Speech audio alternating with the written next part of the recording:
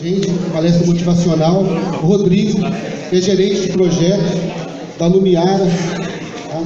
Passa a palavra para ele.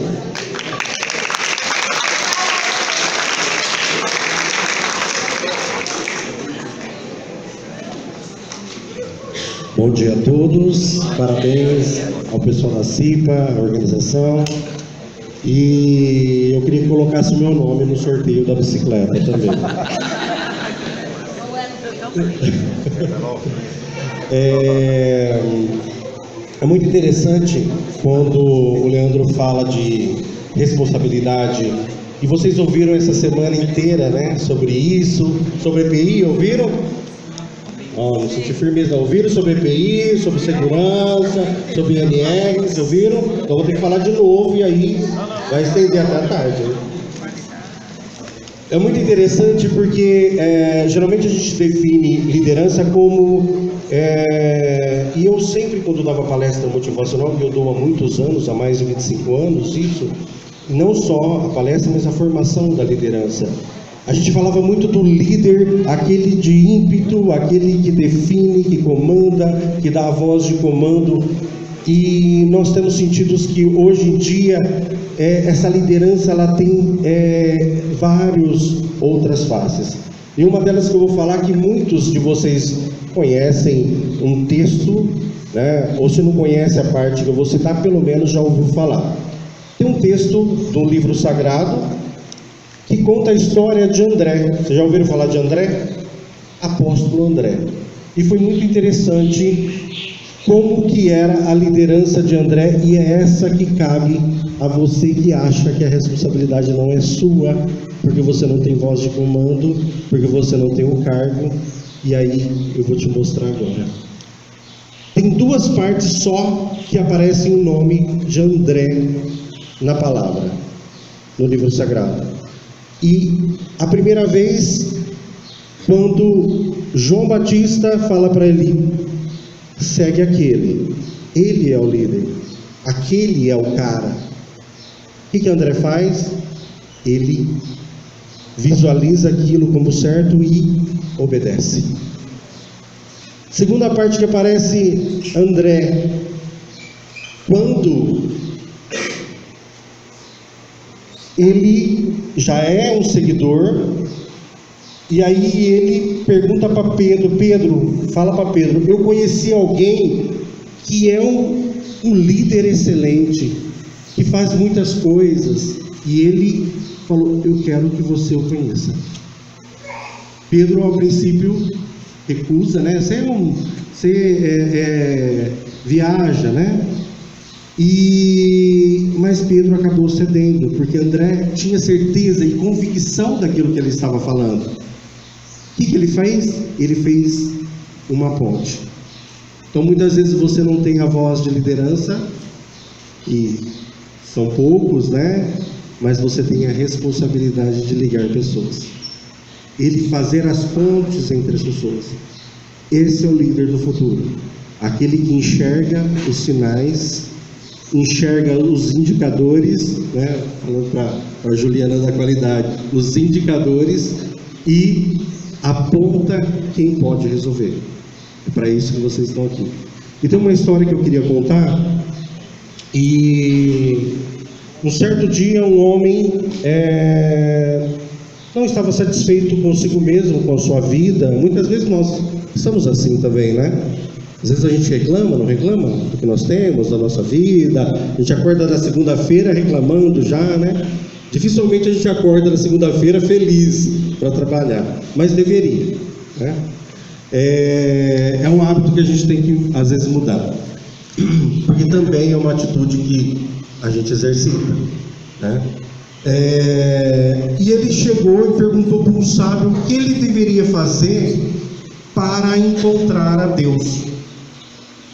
E Deus, nesse sentido, você pode dar um nome, você com a religião sua, né? Você pode dar um nome, Alá, Jesus, né? Você pode dar o nome que você quiser.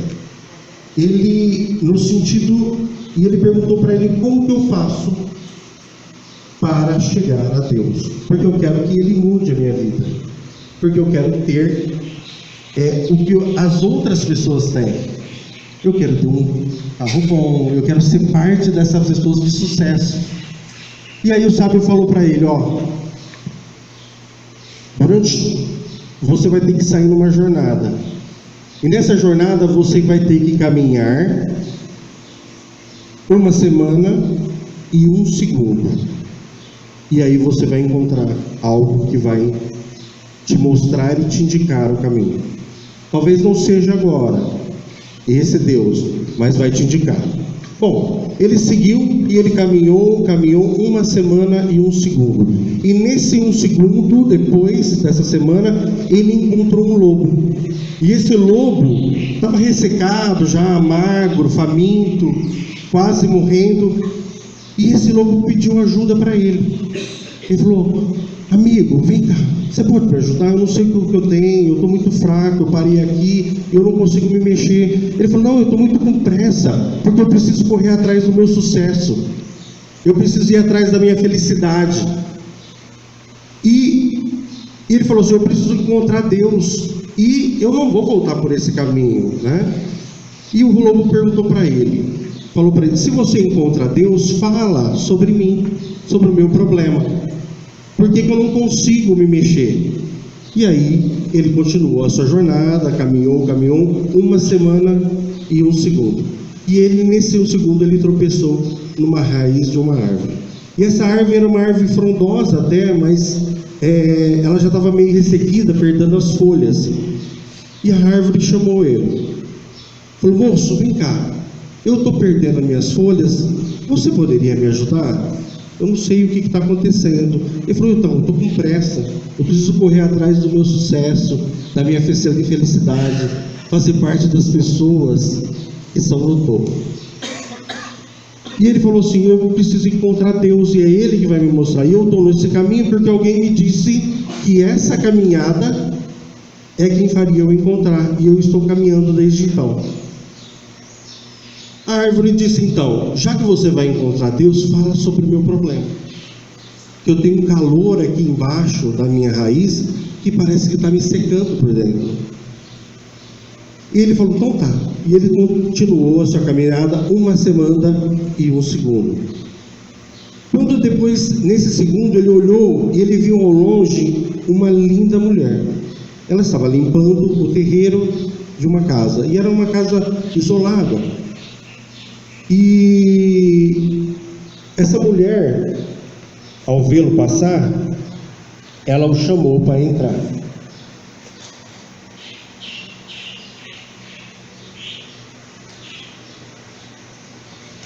E aí ela serviu, ofereceu água, ofereceu um suco para ele. Ele falou: eu vou aceitar, mas eu estou com pressa. Eu tenho que encontrar Deus, porque me falaram que eu tenho que ficar nessa caminhada para que Ele me mostre qual é o sentido da felicidade. E ela falou: olha, já que você vai encontrar Deus, eu tenho um vazio dentro do meu peito que eu não sei o que é.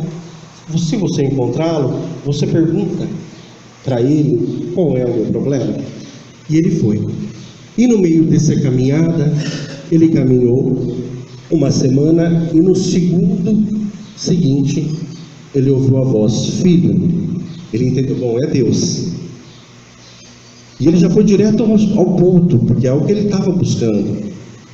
E aí ele falou, ele já foi logo pedindo, falou: Senhor, eu quero fazer parte das pessoas de sucesso, eu quero ser feliz, eu quero ter poder, eu quero ter dinheiro.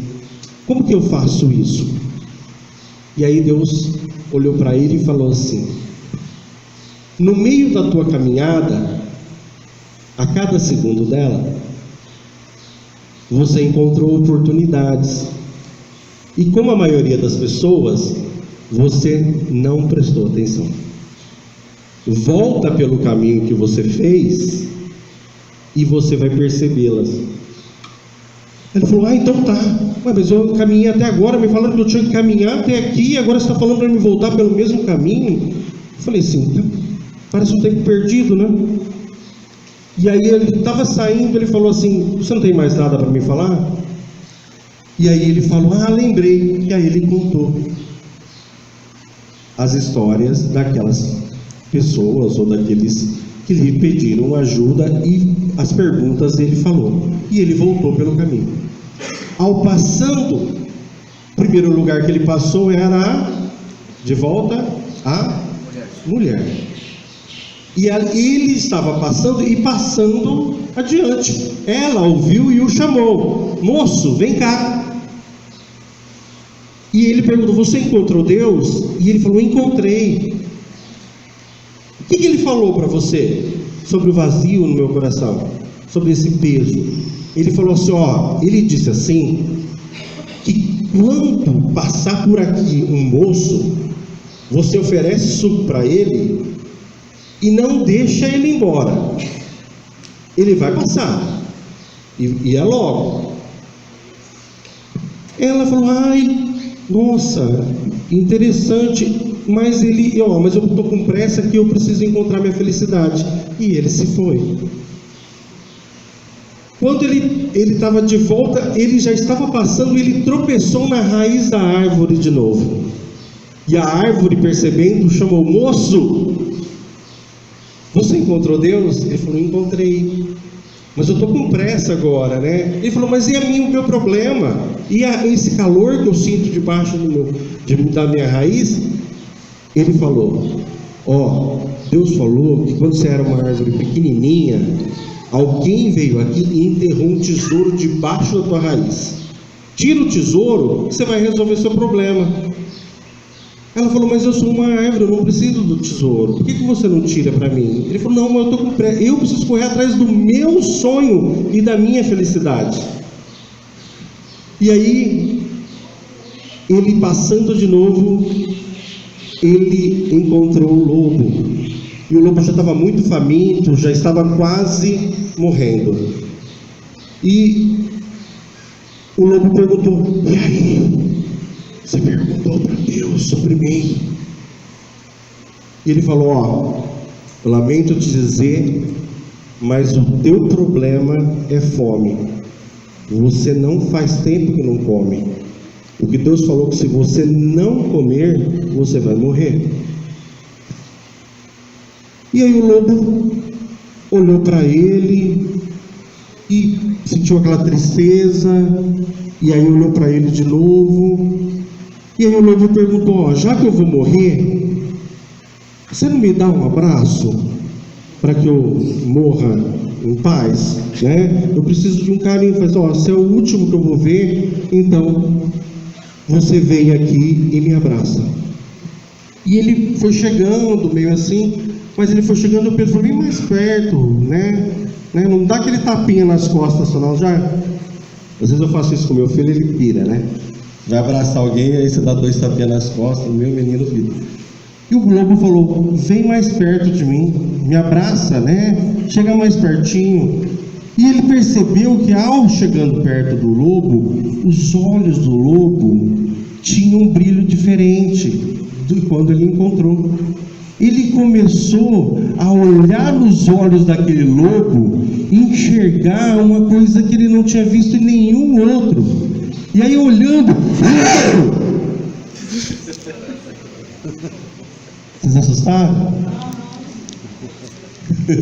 Tá passando mal, Silmara? Respiração boca a boca, eu tô aqui. Tá passando mal, Leandro? Vai morrer. Vai morrer. Leandro falou que você vai morrer. Passou mal na produção, Leandro vai morrer. E ele tá certo, não pode mais fazer, né? Lá tem aquele hambúrguer. Olha lá.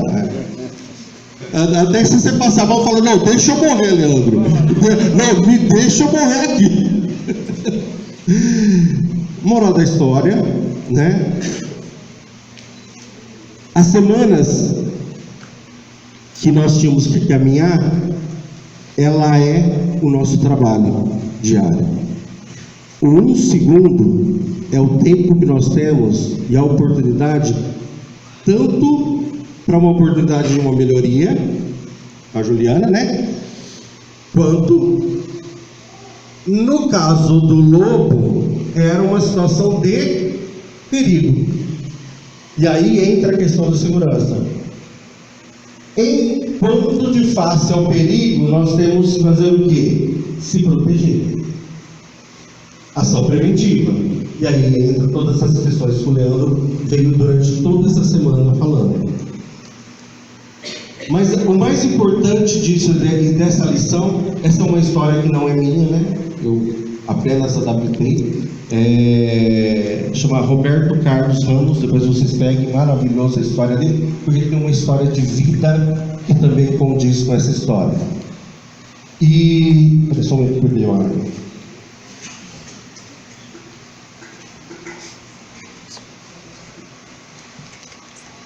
As oportunidades e também os riscos estão em toda a nossa vida, desde a hora que nós acordamos até a hora que vamos dormir, e mesmo como estamos dormindo.